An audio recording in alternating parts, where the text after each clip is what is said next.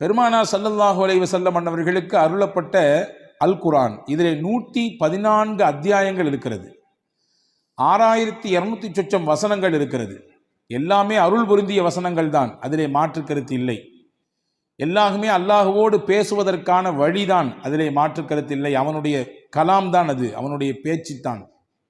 ஆனாலும் சில குறிப்பிட்ட சூறாக்களுக்கு பெருமானார் ஸல்லல்லாஹு அலைஹி வஸல்லம் அதனுடைய மகத்துவத்தை, அதனுடைய முக்கியத்துவத்தை உம்மத்திற்கு சொல்லித்தர மறக்கவில்லை. அதிலே முக்கியமான சூரா, முதன்மையான சூரா சூரா பக்ரா. பெருமானார் ஸல்லல்லாஹு அலைஹி வஸல்லம் அவர்கள் சொன்னார்கள், திருக்குரானிலேயே மிக நீளமான சூரா. அந்த சூறாவை பற்றி அறிமுகப்படுத்தும் பொழுது சொன்னார்கள், இக்ரஊ சூரத்தல் பக்ரா, நீங்கள் சூரா பக்ரா ஓதுங்கள், வீட்டிலே சூரா பக்ரா ஓதுங்கள். ஃபஇன்ன அஹ்தஹா பரக்கா, எந்த வீட்டில் சூரா பக்ரா ஓதப்படுமோ அந்த வீட்டுக்கு அல்லாஹ் பரக்கத்தை கொடுப்பான். அதை எடுத்துக்கொண்டவர், சூரா பக்ராவை ஓதக்கூடியவர் பரக்கத்தான பெருவாழ்வு வாழ்வார்.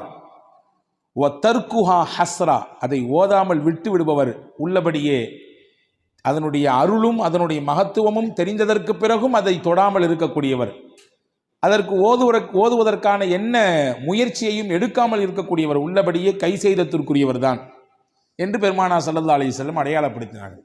இப்போ சூரா பக்ரா ஓதுங்கன்னு சொல்லி விடலை, அதை ஓதுறதுனால பரக்கத் கிடைக்கும் என்று பெருமானார் ஸல்லல்லாஹு அலைஹி வஸல்லம் சொல்வதின் வழியாக பரக்கத் நம் வாழ்க்கைக்கு எவ்வளவு முக்கியமானது என்பதை சொல்லித் தருகிறார்கள். எனவே தான் மக்காவிலிருந்து மதீனாவுக்கு ரசூலுல்லாஹ் வருகிறார்கள். ஹிஜ்ரத் என்ற பயணத்தின் ஊடாக மக்காவில் ஏகதேசம் வாழ்வின் 80% கழிந்து போனது. மிச்சம் இருக்கக்கூடிய 20% அந்த வாழ்க்கையினுடைய காலகட்டம் மதீனாவிலே அல்லாஹ் ஏற்பாடு செய்திருந்தான். ஹிஜ்ரத் என்ற பயணத்தின் வழியாக மதீனாவுக்கு வந்தார்கள். வந்தவுடனே ஒரு துவா செய்தார்கள். மதீனா மண்ணுக்கு வந்தவுடன் ஒரு துவா செய்தார்கள். என்ன துவா கேட்டிருப்பார்கள் நினைக்கிறோம்? இங்கே எங்களுக்கு வாழ்வதற்கான இடத்தை கொடு, எங்களுக்கான அரசியல் சூழலை சரியாக்கி கொடு, எதிரிகளின் அச்சத்தை குறைத்து கொடு என்றெல்லாம் கேட்டார்களா? என்ன கேட்டார்கள்? ஹதீஸிலே வருகிறது, அல்லாஹும்ம ஜஅல் பில் மதீனத்தி லிஃபை மா ஜஅல்த பில் மக்கா மினல் பரக்கா. யா அல்லாஹ், உன்னுடைய ஆலயம் பைத்துல்லா இருக்கக்கூடிய மக்காவிற்கு எந்த பரக்கத்தை நீ கொடுத்திருக்கிறாயோ அதில் 2 பங்கை எனக்கு மதீனாவிலே கொடு என்று கேட்டார்கள். அங்கே இருக்கக்கூடிய பரக்கத்தில் 2 பங்கு இந்த மதீனாவுக்கு வேண்டும். பரக்கத்தோடு வாழுகிற வாழ்க்கையை எங்களுக்கு இங்கே ஏற்படுத்தித்தான் மக்காவில் தருவதை விட கூடுதலாக கொடு என்று பெருமானார் ஸல்லல்லாஹு அலைஹி வஸல்லம் கேட்டிருப்பதாக நாம் ஹதீஸிலே பார்க்கிறோம்.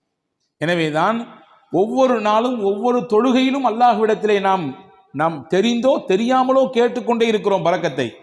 நாம் உணர்ந்திருக்கிறோமா? அத்தஹியாத்தினுடைய இருப்பிலே நாம் கேட்கிறோம் பரக்கத்தை. அல்லாஹும்ம பாரிக் அலா முஹம்மத் வ அலா ஆலி முஹம்மத் கமா பாரக்த அலா இப்ராஹிம். இறைவா, முகமது நபியின் மீதும் அவர்களுடைய குடும்பத்தினர் மீதும் நீ பரக்கச் செய்வாயாக, இப்ராஹிம் நபிக்கும் அவருடைய குடும்பத்திற்கும் எப்படி பரக்கச் செய்யதாயோ அதே போன்று என்று அல்லாஹ்விடத்திலே நபிகளை முன்வைத்து நாம் கேட்கிறோம். அவர்களுக்கு செய் என்றால் அதன் வழியாக எங்களுக்கும் கொடு என்று அர்த்தம். இப்போ பரக்கத் என்பது வாழ்க்கையிலே தவிர்க்க முடியாத ஒன்று. பரக்கத்தான வாழ்க்கையை தான் நாம் எல்லோருமே ஆசைப்படுகிறோம். அந்த பரக்கத் நம்முடைய வாழ்க்கையில், நம்முடைய நிம்மதியில், நம்முடைய ஆரோக்கியத்தில், நம்முடைய தொழிலில், நாம் கை வைக்கக்கூடிய காரியங்களில் நிறைவாக கிடைக்கப் பெறும் பட்சத்திலே மன நிறைவான ஒரு வாழ்க்கையை நாம் அனுபவிப்பதாக நாம் உணரலாம். அதை பெறுவதற்கான வழிகள் என்ன என்பதை குறித்துத்தான் நாம் இங்கே பார்க்க போகிறோம் இந்த ஜும்மாவினுடைய உரையின் ஊடாக. அனஸ் இப்னு மாலிக் ரலியல்லாஹு அன்ஹு சஹாபாக்கள் ரொம்ப முக்கியமான சஹாபி. நபிகள் ஸல்லல்லாஹு அலைஹி வஸல்லம் அவர்களோடு சிறு வயதிலேயே அந்த தொடர்பை ஏற்படுத்தி கொண்ட உன்னதமான தோழர்களிலே ஒருவர். ரசூல் ஸல்லல்லாஹு அலைஹி வஸல்லம் மதீனாவுக்குள்ள வரும் பொழுது எல்லாரும் கிஃப்ட் கொடுத்தாங்க ரசூலுல்லாஹ்க்கு. இந்த அம்மா அனஸ் ரலியல்லாஹுடைய தாயார், அவங்க பேர் உம்மு சுலைம் ரலியல்லாஹு தஆலா அன்ஹா. அந்த அம்மாட ரசூலுல்லாஹ் கொடுக்கறதுக்குன்னு பெருசா ஒன்றும் இல்லை. 10 வயசு ஃபுல்லாக அனஸ் தான் இருந்தாங்க. அனஸ் ரலியல்லாஹு கையை பிடிச்சி கடகடன்னு எடுத்து கூட்டு போய் பெருமானார் ஸல்லல்லாஹு அலைஹி வஸல்லம் கிட்ட ஒப்படைச்சிட்டு சொன்னாங்க, யா ரசூலுல்லாஹ் ஹாதிமுக அனஸ். எல்லாரும் கிஃப்ட் கொடுக்குறாங்க, என்கிட்ட கொடுக்கறதுக்கு இல்லை, என் புள்ள தான் இருக்காரு, இவரை கொடுத்துட்டேன் உங்களுக்கு. இவரை கொடுத்துட்டோன்னா என்ன பொருள்? இவர்தான் உங்களுக்கான ஊழியர், பணியாளர், நீங்கள் இடும் கட்டளையை செய்யக்கூடியவர். இவரை நீங்கள் வைத்து பயன்படுத்திக் கொள்ளுங்கள். உங்களுக்கு பல விதங்களிலே இவர் பயன்பாட்டை கொடுப்பார். உங்களுடைய காரியங்களிலே இவரை வைத்து நீங்கள் வேலை வாங்கி கொள்ளுங்கள் என்று சொல்லிட்டு சொன்னாங்க, என் பிள்ளைய கொடுத்துட்டு நான் உங்கள்ட்ட எதிர்பார்க்கிறது வேற ஒன்றும் இல்லை, அவருக்கு நீ துவா செய்யணும், நீங்க அவருக்காக வேண்டி துவா செய்ய வேண்டும். நான் கடந்த வார ஜும்மாவிலேயே சொன்னேன் இல்லையா, ஒருவர் துவா செய்யுங்கள் என்று சொல்லிவிட்டால் உடனடியாக நாம் என்ன செய்ய வேண்டும்? பாரக்கல்லா என்று துவா செய்து விட வேண்டும். பாரக்கல்லா என்று முதல் கட்டமாக துவா செய்து விட வேண்டும். அதற்கு பிறகு அவரை குறித்து ஞாபகம் வந்தால் அவர் எது குறித்து உண்டான துவாவை நம்மிடத்திலே முன்மொழிந்தார், எந்த சிக்கலுக்காக வேண்டி கேட்டிருக்காரு, எந்த பிரச்சனைக்காக வேண்டி கேட்டிருக்காரு என்று தனிப்பட்ட முறையில் நமக்கு நினைவு இருந்தால் அதை சொல்லி அல்லாஹ்விடத்தில் கேட்பது, இது மிக உயர்ந்த பண்புகளில் ஒன்று. அதனால் கிடைக்கக்கூடிய பலன் என்ன என்பதை கடந்த வார ஜும்மாவிலே நான் உங்களுக்கு ஞாபகப்படுத்தியிருக்கிறேன். இப்போ ஹஸரத் ரசூலுல்லாஹி ஸல்லல்லாஹு அலைஹி வஸல்லம் இடத்திலே உம்மு சுலைம் ரலியல்லாஹு தஆலா அன்ஹா தன்னுடைய பிள்ளையை ஒப்படைத்து விட்டு சொன்னார்கள், உதுஉ, இவருக்கு துவா செய்யுங்கள், அவ்வளவுதான், இவருக்கு நீங்கள் துவா செய்யுங்கள், அது மட்டும் போதும், வேற எதுவும் எனக்கு எதிர்பார்ப்பு இல்லை. உடனே ரசூலுல்லாஹ் துவா செஞ்சாங்க, அனஸ் ரலியல்லாஹு துவா செஞ்சாங்க. என்ன செஞ்சிருப்பாங்க? யா அல்லாஹ் நல்ல நீல ஆயிலை கொடு, அல்லது நிறைய இவருக்கு என்றெல்லாம் கேட்பதற்கு முன்னால் பெருமானார் செய்த துவா, அல்லாஹும்ம பாரிக் ஃபி உம்ரி, யா அல்லாஹ் இவர் ஆயிலே நீ பரக்கச் செய்வாயாக, நீண்ட ஆயிலை கொடுப்பாயாகன்னு கேட்கல, இவர் ஆயில்ல நீ பரக்கச் செய்வாயாக. அல்லாஹும்ம பாரிக் ஃபி அவுலாதி, இவருக்கு நீ கொடுக்கக்கூடிய குழந்தை செல்வங்களிலே பரக்கச் செய்வாயாக. அடுத்து சொன்னாங்க, அல்லாஹும்ம பாரிக் லஹு ஃபீமா அதைத லஹு, இவருக்கு நீ என்னெல்லாம் கொடுக்கணும்னு நினைச்சிருக்கியோ எல்லாத்தையும் பரக்கத் செஞ்சிரு. இவர் ஆயில்ல பரக்கத் செஞ்சிரு, இவருடைய குழந்தை குட்டிகள்ல பரக்கத் செஞ்சிரு, நீ என்னெல்லாம் இவருக்கு கொடுக்கணும்னு நினைச்சிருக்கியோ எல்லாத்திலும் நீ பரக்கத் செய்துவிடு என்று பெருமானார் ஸல்லல்லாஹு அலைஹி வஸல்லம் அவர்கள் துஆ செய்ததாக நாம் ஹதீஸ்ல பார்க்கிறோம். நிறைய குடுன்னு கேட்கல, நீண்ட ஆயில நிறைய வயசு வாழணும் அப்படி கொடுன்னு ரசூலுல்லாஹ் கேட்கல, நீ கொடுப்பதில் நிறைந்த பரக்கத்தை கொடு என்று கேட்பதிலிருந்து நமக்கு புரிகிறது, வாழ்க்கையிலே நிறைய என்பதை விட பரக்கத்தான் முக்கியம். அதிகம் எண்ணிக்கை என்பதை விட குறைவாக இருந்தாலும் அதன் மூலம் கிடைக்கக்கூடிய பலன் பரக்கத்தாக இருக்க வேண்டும் என்பதுதான் முக்கியம் என்று நாம் இதிலிருந்து புரிந்து கொள்கிறோம். அந்த பரக்கத்தான வாழ்க்கையை பெறுவதற்கு ஒரு 8 அம்ச திட்டத்தை நான் இன்றைக்கு உங்களுக்கு நான் சொல்ல போகிறேன்.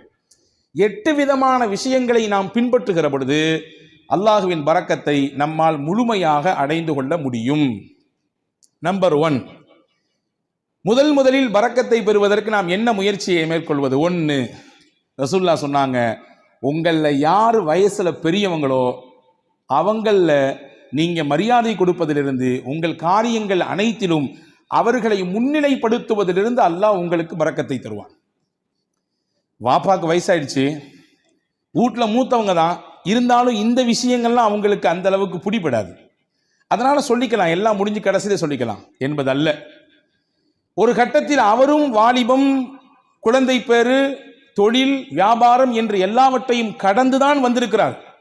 இப்பொழுது அவருக்கு வயதான நிலை, வயோதிகம், அதனாலே அவரை ஒதுக்கி வைக்குதல், தள்ளி வைக்குதல் என்பதெல்லாம் இல்லை. என்ன விஷயம் செய்தாலும் பெரியவர்களுக்கான முன்னுரிமையை, முன்னிலைப்படுத்துதலை, அவர்களுக்கான மரியாதையை நீங்கள் நிறைவாக செய்யுங்கள். இதன் ஊடாக அல்லாஹ் உங்களுக்கு பரக்கத்தை தருவான். எந்த வீட்டில் பெரியவர்களுக்கு மரியாதை இருக்கிறதோ அந்த வீட்டிலே பரக்கத் இருக்கிறது என்று பொருள். எந்த வீட்டில் பெரியவர்கள் உதாசீனம் செய்யப்படுகிறார்களோ, வயதிலே மூத்தவர்கள் வேண்டா வெறுப்பாலோ அவர்கள் பராமரிக்கப்படுகிறார்களோ, அவர்களின் பேச்சுக்கும் அவர்களுடைய ஆலோசனைக்கும் முன்னுரிமை கொடுக்கப்படாமல் தள்ளி வைக்கப்படுகிறார்களோ, புரிந்து கொள்ளுங்கள், அங்கே பரக்கத் எடுபடுகிறது என்று பொருள். பெருமானார் ஸல்லல்லாஹு அலைஹி வஸல்லம் அவர்களுக்கு ஒரு நாள் ஒரு அன்பளிப்பு வந்தது. ஒரு கிண்ணம் நிறைய பால். ரசூலுல்லாஹ் பொதுவாகவே தனக்கு கிஃப்ட் வந்துச்சுன்னா தான் பயன்படுத்துவாங்க. சில நேரங்களில் பக்கத்தில் இருக்கவங்களுக்கு கொடுத்து அதை பயன்படுத்த துவங்குவாங்க.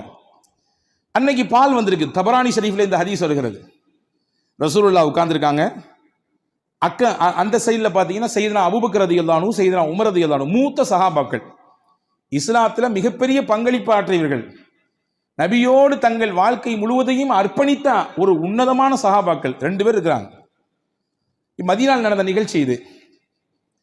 இந்த பால் கிண்ணம் வந்த உடனே ஸல்லல்லாஹு அலைஹி வஸல்லம் இந்த பக்கத்தில் இருந்த சையதுனா அபூ உபைதா ரலியல்லாஹு அன்ஹு என்ற ஒரு சஹாபி, அவங்க கையில் கொடுத்தாங்க. குடிங்க அபூ உபைதான்னு சொன்னாங்க. அபூ உபைதா ரலியல்லாஹு அன்ஹு கையில் பாலை வாங்கிட்டு ரசூலுல்லாஹையும் பார்க்குறாங்க, பக்கத்தில் இருக்கக்கூடிய அபூபக்கர் நாயகத்தையும் பார்க்குறாங்க, உமர் நாயகத்தையும் பார்க்குறாங்க. என்னடா இது, நபிக்கு ரொம்ப நெருக்கமானவங்க 2 பேரும் அங்கே இருக்க, நமக்கு ரசூலுல்லாஹ் கொடுக்குறாங்களே என்பதுதான் அவர்களின் பார்வையின் பொருள். பார்த்துட்டு ரசூலுல்லாஹ்ட்ட சொன்னாங்க, யா ரசூலல்லாஹ் அன்த அவுலா பிஹி மின்னி, இந்த பாலை முதலாக அருந்துவதற்கு என்னை விட நீங்கள் தான் தகுதியானவர்கள். ஏன்னா நான் சாதாரண அபு உபைதா, நீங்க அல்லாவின் ரசூல் நீங்கள். எனவே நீங்கள் தான் இதை துவங்கி வைக்க வேண்டும். ரசூலுல்லாஹ் சொன்னாங்க, ஹுத் யா அபா உபைதா, எடுங்கள், குடியுங்கள் அப்படின்னு சொன்னாங்க. இப்ப 2ஆம் கட்டமா அபூபக்கர் நாயகத்தை பார்க்கறாங்க, உமர் நாயகத்தை பார்க்கறாங்க. பார்வையின் அர்த்தம் என்ன? என்னை விட இஸ்லாமிய வருகையில் முதன்மையானவர்களாச்சே இவர்கள் எல்லாம், பங்களிப்பு செய்வதிலே முக்கியமானவர்களாச்சே இவர்கள் எல்லாம், அவங்க குடிச்சா நல்லா இருக்குமே என்ற பெருந்தன்மையான மனதோடு செய்தனா அபூ உபைதா ரலியல்லாஹு பார்க்கும் பொழுது ரசூலுல்லாஹ் அப்பவும் சொன்னாங்க, அபூ உபைதா நீங்க தான் குடிக்கணும், குடிங்கன்னாங்க. செய்தனா அபூ உபைதா ரலியல்லாஹு அன்ஹு குடிக்க துவங்கும் நேரத்திலே கையில் பக்கத்தில், வாய்க்கு பக்கத்தில் பால் கிண்ணம் போய்விட்டது. ஆனாலும் அவர்கள் மனம் ஏதோ ஒரு விஷயத்திற்காக வேண்டி மறுக்கிறது. கீழே கொண்டு வந்து சொன்னாங்க, யா ரசூலுல்லாஹ் நீங்க குடிச்சிட்டு தந்தா நல்லா இருக்கும். 3வது தடவையாக பெருமானார் ஸல்லல்லாஹு அலைஹி வஸல்லம் அபூ உபைதா ரலியல்லாஹு இடத்திலே சொன்னார்கள், இஷ்ரப், அபூ உபைதா நீங்கள் குடியுங்கள். ஃபைன்னல் பரக்கத்த மஅ அகாபிரினா, பரக்கத் என்பது நம்மிலே யார் வயதிலே பெரியவர்களாக இருக்கிறார்களோ அவர்களிடத்திலிருந்து தான் துவங்குகிறது. இங்கே இருக்கும் நபர்களிலேயே வயதால் பெரியவர் நீங்கள். என்னை விட, அபூபக்கர் ரலியல்லாஹு விட, உமர் ரலியல்லாஹு விட வயதால் மூத்தவர்கள் நீங்கள் குடிக்க வேண்டும்.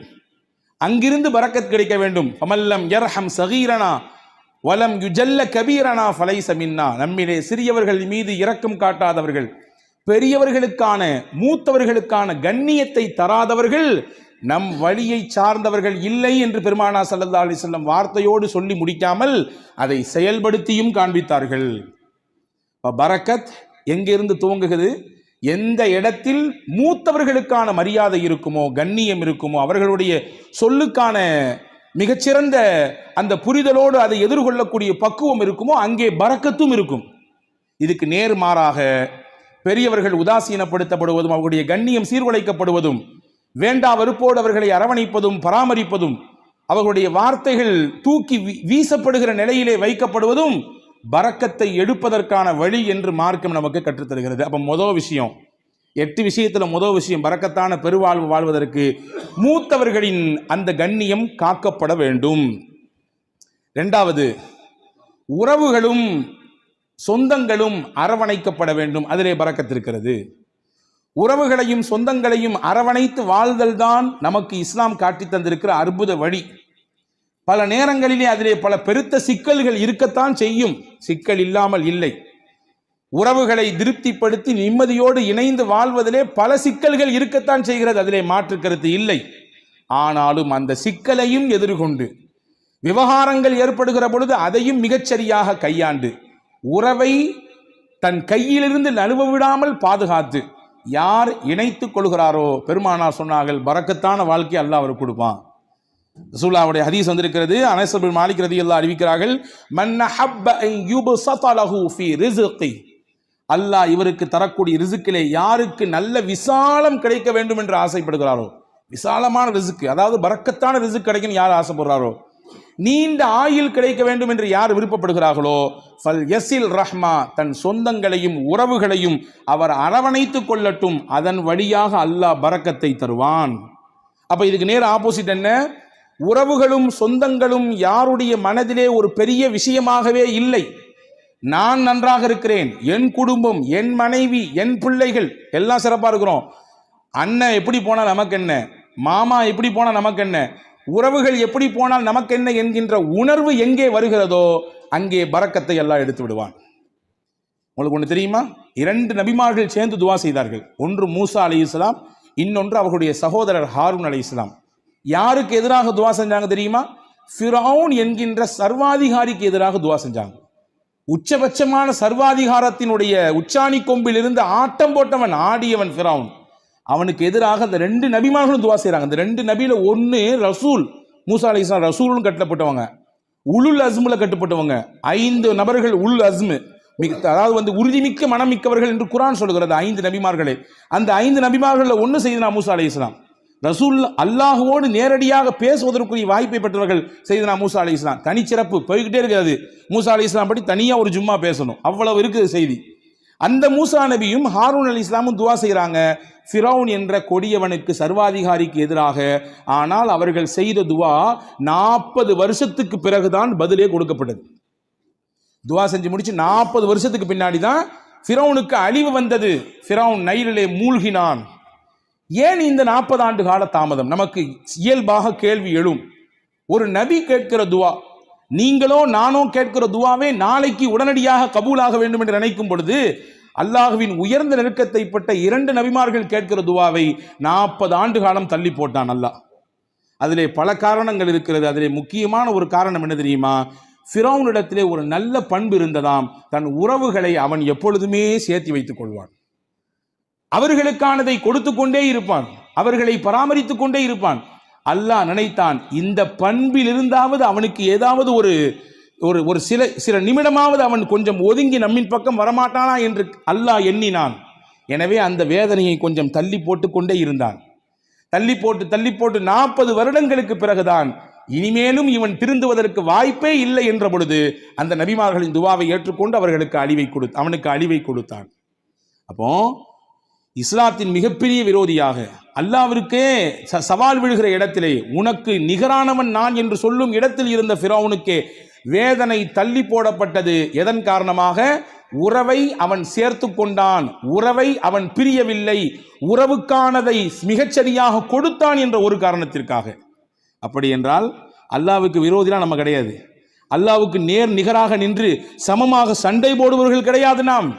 அப்ப நம்மிடத்திலே இந்த உறவு பேணுதல் இருக்கும் பட்சத்திலே அல்லாஹ் பரக்கத்தான வாழ்வை அதன் வழியாக கொடுத்து விடுவான் என்பதை நாம் இங்கே கவனத்தில் கொள்ள வேண்டும். இது 2வது விஷயம். 3வது விஷயம் என்ன? யா அல்லாஹ் எனக்கு பரக்கத்தான வாழ்க்கையை கொடு என்று துவா செய்ய வேண்டும். துவா என்பது முக்கியமானது. அதை கொடு இதை கொடு என்று, அவ்வளவு கொடு இவ்வளவு கொடு என்பதை விட, யா அல்லாஹ் நீ எதை கொடுத்தாலும் பரக்கத்தாக கொடு, இப்படி கேட்டு பழக வேண்டும். இவ்வளவு அளவு வேண்டும், இவ்வளவு கனம் வேண்டும், இவ்வளவு எண்ணிக்கை வேண்டும் என்றெல்லாம் கேட்பதை விட, இறைவா எனக்கானது நீ முடிவு செய்யப்பட்டதை தான் தருகிறாய், தருவதிலே பரக்கத் செய், பரக்கத்தானதை கொடு என்று கேட்க வேண்டும். அந்த துவாவை நமக்கு பெருமானார் ஸல்லல்லாஹு அலைஹி வஸல்லம் கற்றுத் தருகிறார்கள். அது அற்புதமான வரலாற்று செய்தி ஒன்று இருக்கிறது. உம்மு சுலைம் ரலியல்லாஹு தஆலா அன்ஹா, அபூ தல்ஹா ரலியல்லாஹு தஆலா அன்ஹு, இவர்கள் இருவரும் தம்பதிகள், கணவன் மனைவி. வெளியூருக்கு போன அபூ தல்ஹா வீடு திரும்பும் நேரத்திலே இவருக்கு பிறந்த பிள்ளை இறந்து போனது. நீண்ட பெரிய சம்பவம், சுருக்கமாக சொல்கிறேன். ஆனால் கணவன் வந்தவுடன் இந்த துக்க செய்தியை மனைவி தன் கணவரிடத்திலே சொல்லாமல் அந்த கணவனை திருப்திப்படுத்தினாள். நல்ல உணவு கொடுத்தால், சமைத்து கொடுத்தால், நன்றாக அவருக்கு பரிமாறினாள். இரவிலே அந்த கணவனின் திருப்தியோடு அவரை மிக சந்தோஷப்படுத்தினார் அந்த பெண்மணி. மகிழ்ச்சியாக அவர்களுக்கு அந்த இரவு தாம்பத்தியத்திலே கழிந்தது. அந்த நிலை முடிந்ததற்கு பிறகு அபூ தல்ஹா ரலியல்லாஹு இடத்திலே உம்மு சலமா ரலியல்லாஹு சொன்னாங்க, உங்களிடத்திலே யாராவது ஒருவர் ஒரு அமானிதம் கொடுத்து வைத்தார், கொடுத்தவர் வந்து திரும்பி கேட்டார்னா நீங்க கொடுப்பீங்களா மாட்டீங்களான்னு கேட்டாங்க. அபூ தல்ஹா சொன்னார், எப்படி கொடுக்காம இருக்க முடியும், கொடுத்தவர் கேட்டால் திருப்பி கொடுக்கத்தானே செய்யணும். அவங்க சொன்னாங்க, அல்லாஹ் நமக்கு பிள்ளையை கொடுத்தான், அவனே எடுத்துக்கிட்டான். என்ன நிலை! இப்படி நான் வந்த உடனே இந்த செய்தியை சொல்லாம இப்படி நான் இப்பொழுது நான் அசுத்தமாக இருக்கும் நிலையில் இப்படி சொல்றியே, நாளை கால் நபி இடத்திலே நான் போவேன், இந்த செய்தியை சொல்லுவேன், என்ன ஏதென்று கேட்பேன் என்று ஹஸரத் அபூ தல்ஹா ரலியல்லாஹு அன்ஹு சொன்ன பொழுது மறுநாள் காலை விடிந்தது. நபி இடத்திலே போனார்கள், செய்தியை சொன்னார்கள். ரசூலுல்லாஹ் அங்கே ஒரு அழகான துவாவை செய்தார்கள். நேற்றிரவு நீங்கள் இருவரும் ஒன்று கூடினீர்கள், தாம்பத்திய உறவை வைத்துக் கொண்டீர்கள். அல்லாஹும்ம பாரிக் லகுமா ஃபீ காபிரி லைலத்திகுமா, நேற்றிரவு நீங்கள் கூடிய கூடுதலிலே அல்லாஹ் பரக்கத் செய்வானாக, உங்களுக்கு மிகச்சிறந்த பகரத்தை தருவானாக. எந்த பொறுமையோடும் எந்த அல்லாஹ்வின் நம்பிக்கையோடும் உங்கள் மனைவி அப்படியான ஒரு நிலையை மேற்கொண்டார்களோ அதற்கு பகரமாக அல்லாஹ் உங்களுக்கு பரக்கத் செய்வான், சிறந்த சந்ததியை தருவான் என்று துவா செய்தார்கள். வரலாற்றிலே வருகிறது, அங்கே இருந்து பிறந்த பிள்ளை வாழ்வாங்கு வாழ்ந்தார்கள், செழிப்பாக வாழ்ந்தார்கள். கல்வி, பொருளாதாரம், வாழ்க்கையின் மேல்தட்டில் இருக்கும் விதத்திலே, எல்லோரும் பார்த்து போற்றும் விதத்திலே அந்த பிள்ளைகளின் வாழ்க்கை எல்லாம் இருந்தது. இதற்கு மூல முக்கிய காரணம் நாயகத்தினுடைய துவா. இப்போ துவா செய்யணும், யா அல்லாஹ் நீ கொடுப்பதிலே எங்களுக்கு பரக்கத் செய்வாயாக, என்ன கொடுத்தாலும் பரக்கத்தாக கொடுப்பாயாக என்று துவா செய்ய வேண்டும். இது பரக்கத்தான வாழ்க்கைக்கான 3வது அம்சம். 4வது அம்சம் என்ன? நம்மிடத்தில் எது இருக்கிறதோ அதை பகிர்ந்து கொள்ள வேண்டும். பகிர்தலிலே பரக்கத்து இருக்கிறது. தனக்கும் மட்டும்தான் தன் குடும்பத்துக்கு மட்டும்தான் என்கின்ற குறுகிய மனப்பான்மையிலிருந்து வெளியே வர வேண்டும். எது இருந்தாலும் அதை பகிர்கிற அந்த பக்குவம் எந்த நபரிடத்திலே வருகிறதோ அல்லாஹ் தானாக பரக்கத்தை தருவான். ரசூலுல்லாஹி ஸல்லல்லாஹு அலைஹி வஸல்லம் ஹதீஸ் வந்திருக்கிறது, தஆமுல் வாஹிதி யக்ஃபிஸ் இஸ்னைன் வ தஆமுல் இஸ்னைனி யக்ஃபில் அர்பஆ. 2 நபருக்கான உணவு தான், ஆனா 3 பேர் வந்துட்டாங்க. ஐயோ 2 பேர் தான் சாப்பாடு இருக்குது, 3வது நபர் வந்துட்டாரே என்று யோசிக்க வேண்டாம், விரிச்சு வைங்க, அவரையும் சேர்த்துங்க. அல்லாஹ்வின் ரசூல் சொன்னாங்க, 2 பேருக்கான உணவாக இருந்தாலும் நீங்கள் பகிர வேண்டும் என்ற சிந்தனைக்கு வந்துவிட்டால் அதை 3க்கும் போதுமானதாக அல்லாஹ் ஆக்கி விடுவான். 3 பேருக்கான உணவு தான், ஆனா 5 பேர் இருக்கிறாங்க, 2 பேரை தள்ளி விடாதீங்க, இது பத்தாது, நமக்கே பத்தாது, யானை பசிக்கு சோள புரியா அப்படின்னு கேட்ட மாதிரிலாம் நம்ம கதை பேச வேண்டாம், சேர்த்திக்குங்க. ரசூல் சொன்னாங்க 3 நபருக்கான உணவு தான், நீங்கள் சேர்த்து ஷேர் செய்யும் பொழுது, அதிலே பகிர வேண்டும் என்ற எண்ணம் வரும் பொழுது அதிலே அல்லாஹ் 5 நபருக்கான பரக்கத்தை செய்து விடுவான். இது வாழ்க்கையிலே யாரெல்லாம் இந்த ஷேரிங்ல இருக்கிறாங்களோ அவங்க எல்லாம் கண்கூடாக பார்க்க முடியும், கண்கூடாக பார்க்க முடியும். ரசூலுல்லாவுக்கு ரொம்ப பிடித்த குடும்பம் ஒரு குடும்பம் இருந்தது, அல் அஷ்அரி. ரொம்ப பிடிக்கும் அவங்கள ரசூலுல்லாவுக்கு. எந்த அளவுக்குன்னா அவங்க என் குடும்பம் ரசூலுல்லா சொன்னாங்க, என் குடும்பம் அவங்க, என்னிலிருந்தும் அவர்கள், அவர்களிலிருந்தும் நான் என்று சொன்னார்கள். சஹாபாக்கள் ஒன்று புரியும், ஏன் இந்த குடும்பத்தை மட்டும் ரசூலுல்லாவுக்கு ரொம்ப பிடிக்குது? விவரத்தை கேட்டு போனா ரசூலுல்லாஹ் சஹாபாக்கள்கிட்ட சொன்னாங்க, அவங்கள்ட்ட ஒரு சிறந்த பண்பு இருக்குது. தாங்கள்கிட்ட எல்லாரும் ஒரு பயணத்தில் போனானா எல்லாரும் தனித்தனியாக சாப்பாடு கொண்டு வருவாங்க, யாராவது 1-2 பேருடைய சாப்பாடு சீக்கிரமாக தீர்ந்து போயிடும். நீண்ட தூர பயணம் என்பதினாலே அவர்களை அப்படியே கழட்டி விட்டுற மாட்டாங்க. நீங்க கொண்டு வந்து காலியாக போச்சா, அப்படித்தான் போச்சு, இப்போ இன்னும் ரொம்ப தூரம் இருக்குது, இன்னும் 500 கிலோமீட்டர் போனோம், அப்படித்தான் என்று விட்டு விட மாட்டார்கள். சாப்பாடு இல்லாதவர்களையும் சேர்த்து ஒரே இடத்தில் உட்கார வைத்து ஒரு பெரிய துணியை எடுத்து கொண்டு வந்த மொத்த சாப்பாடையும் அதிலே கொட்டி கலந்து இருப்பவர்களுக்கெல்லாம் பகிர்ந்து கொடுப்பார்கள். இந்த பகிர்தல் என் பண்பு, என்னுடைய குணம், அது அவங்கள்ட்ட இருக்கிறதுனால அவங்க எங்க குடும்பம் நாங்கள் ரசூல் ஸல்லல்லாஹு அலைஹி வஸல்லம். பகிர்தல் இது பரக்கத்திற்கான பெரிய வழி. நம்மில எது இருக்கிறதோ அதை பகிர்ந்து கொள்வது. குடிப்பதற்கு இவ்வளவுதான் நீர், அதை பகிர்ந்து கொள்வது. உணவு இவ்வளவுதான் இந்த இடத்திற்கான விஷயம், பகிர்ந்து கொள்வது. எனக்கு மட்டும் வேணும், என் குடும்பத்துக்கு மட்டும் வேணும் என்று முன் தயாரிப்பு செய்து முன்னால் எடுத்து வைப்பதை விட இருப்பதை கொண்டு பகிர்வதனால் அல்லாஹ் பரக்கத்தை தருவான். இது 4வது வழி. 5வது பரக்கத்துக்கான முக்கியமான வழி, இன்னைக்கு நம்மள பல பேர் மறந்துவிட்ட விஷயம், சாப்பிடும் பொழுது எல்லாரும் சேர்ந்து உட்கார்ந்து சாப்பிடுங்க. நாங்கள் சொல்லலாம், எல்லாரும் சேர்ந்து உட்கார்ந்து சாப்பிடுங்க, தனித்தனியாக சாப்பிடாதீங்க. ஆனால் இன்னைக்கு காலப்போக்கில் வேக உலகத்தில் இருக்கிறோம் நாம், அதனாலே பல விஷயங்களை இழந்து விட்டோம். ஆனால் நம் முன்னோர்கள், நம்முடைய தாய் தகப்பன், நம் தாதி எல்லாம் நம்முடைய வீடுகளிலே சேர்ந்து தான் உட்கார்ந்து சாப்பிடுகிற வழக்கத்தை சொல்லி தந்திருக்கிறார்கள். இன்னைக்கு வரைய சில ஊர்களிலே கலன் சாப்பாடு என்று ஒன்று இருக்கிறது. ஒரே பிளேட்ல உட்கார்ந்து மொத்தமா சாப்பிடுறது, ஒரே பிளேட்ல உட்கார்ந்து 4 பேர் 5 பேர், இதுவெல்லாம் நிகழ்ச்சிகளுக்கு என்பதை தாண்டி சாதாரணமாக இயல்பாக அன்றாட சாப்பாடு அப்படி சாப்பிடுகிற பழக்கம் இன்னைக்கும் சில ஊர்களிலே இருக்கிறது. ஆனா கால ஓட்டத்தில் அதெல்லாம் நம்ம விட்டுட்டோம். ஒரே வீட்டில் இருக்கிறோம், 5 பேர் தான் இருக்கிறோம், 5 பேரும் 5 டயத்தில் சாப்பிட்றோம். சஹாபாக்கள் வந்து ரசூலுல்லாஹ்ட்ட ஒரு நாள் சொன்னாங்க, யா ரசூலல்லாஹ் இன்னா நாக்குலு வலா நஷ்பஉ, நிறைய சாப்பிட்றோம், வயிறே நிறைய மாட்டேங்குது, என்ன செய்யறதுன்னு கேட்டாங்க. சஹாபாக்கள் ரசூலுல்லாஹ் கேட்டாங்க, அன்தும் தாக்குலூன ததஃபர்ரகூன், எல்லாருமே தனித்தனியாக சாப்பிட்ற மாதிரி தெரியுது, ஆமாவான்னு கேட்டாங்க.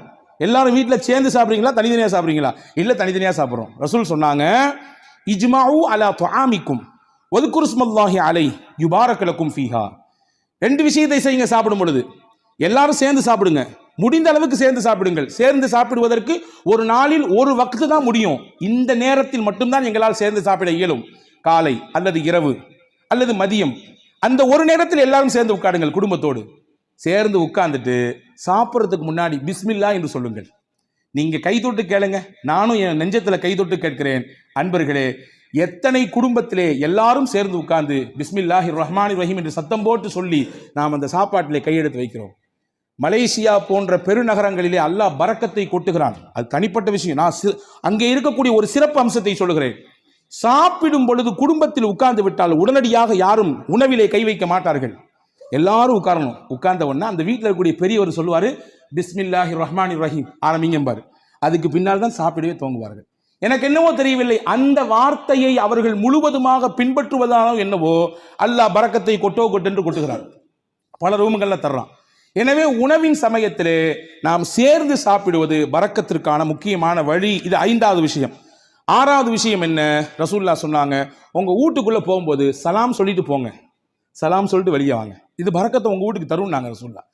ஹஸரத் ரசூலுல்லாஹ் சொன்னாங்க 3 விஷயம் அல்லாஹ்வுடைய பொறுப்பு, அல்லாஹ்வுடைய கண்ட்ரோல்ல வந்துருது. அதிலே 1, மன் தஹல பைத்தஹு வஸல்லம ஃபஹுவ லாமினுன் அலல்லாஹ். யார் வீட்டுக்கு நுழையும் பொழுது சலாம் சொல்லிட்டு போறாரோ அவர் அல்லாஹ்வுடைய கஸ்டடியில வந்துடுறாரு, அல்லாஹ்வுடைய நேரடி பார்வையில வந்துடுறாரு.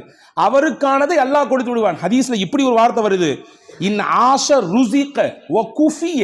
அவர் வாழ்ந்தால் மனநிறைவான வாழ்க்கையை வாழ்வார். வ இன் மாத்த அத்ஹலஹுல் ஜன்னா. இதை அப்படி கண்டினியூவா ஃபாலோ பண்ணாருன்னு சொன்னா 3 விஷயம் சொன்னாங்க. அந்த 3ல ஒன்று தான் நான் சொல்லியிருக்கேன். 2 தேவைப்படுறவங்க தனியாக வந்து கேளுங்க. அந்த 3ல் 3 விஷயத்தை யார் பின்பற்றுகிறாரோ வாழ்ந்தால் போதுமான வாழ்க்கையை அல்லாஹ் அவருக்கு தருவான். 2வது, அவர் மௌத்தாகி விட்டால் அல்லாஹ் நேரடியாக சொர்க்கத்தை கொடுப்பான். அதுல 1 தான் வீட்டுக்கு போகும்போது சலாம் சொல்லிட்டு போறது. உங்க வீட்டுக்கு அல்லாஹ் பரக்கத்தை தருவான், பரக்கத்தான வாழ்க்கையை உங்களால் வாழ முடியும் என்பதை ரசூலுல்லாஹ் சொன்னார்கள். இது 6வது விஷயம். 7வது விஷயம் என்ன? அல்லாஹ் எதை நமக்கு அளந்திருக்கிறானோ அல்ஹம்துலில்லாஹ், போதும் என்ற மனமே பொன் செய்யும் மருந்து நான் தமிழ்ல இல்லையா? இன்னைக்கு அதுதான் நம்மள்ட்ட இல்லை. இருக்கு, வேணும் வேணும் வேணும். எப்ப வரையும் வேணும்? மௌத்தை சந்திக்கிற வரையும், இஸ்ராயில பார்க்கிற வரையும் வேணும், அந்த நிமிஷம் வரையும் வேணும். அன்பர்களே, எது கிடைக்கிறதோ அது குறைவோ அதிகமோ அல்ஹம்துலில்லாஹ் என்று சொல்ல பழக வேண்டும். அப்படியான பழக்கம் இருக்கிறது. நீங்கள் சொல்லும் வார்த்தை அது அல்லாஹ்விற்கு பிடித்து போனால் அல்லாஹ் அதிலே பரக்கத் செய்து விடுவான். எப்படிங்க இருக்கிறீங்க? நீ யார்ட்டையா கேளுங்க, என்னத்தை போகுது, மூட்டி வலி, முதுகு வலி, அங்கிடு வலி, இங்கிட்டு வலி, மருத்துவ செலவு, அப்படி இப்படி ஒரு பெரிய லிஸ்ட். நல்லா இருக்கிறன்றதுக்கு நிறைய பாயிண்ட்ஸ் இருக்கும், அதை நம்மள பல பேர் சொல்றதே இல்லை. ஆனா அல்லாஹ்வின் ரசூல் சொன்னாங்க, உங்களுக்கு அல்லாஹ் என்ன கொடுத்திருக்கானோ அதுல எது நலவு இருக்கிறதோ அதை நீங்கள் சொல்லி பழகுங்கள், அல்ஹம்துலில்லாஹ் என்று சொல்லுங்கள், அல்லாஹ் பரக்கத்தை தருவான். அப்ப போதும் என்கின்ற மனம் இது பரக்கத்தை பெற்று தருவதற்கான 7வது வழி. 8வது முக்கியமான வழி, பயபக்தி மிக்க வாழ்க்கையை நாம் வாழ்வதற்கு பழகிக் கொள்ள வேண்டும். தக்குவா மிக்க வாழ்க்கையை நம்முடைய தொழிலில், நாம் சந்திக்கும் நபர்களில், நாம் பேசும் பேச்சில், நாம் பார்க்கும் பார்வையில், நாம் நடக்கும் நடையில், உடையில், பாவனையில், அனைத்து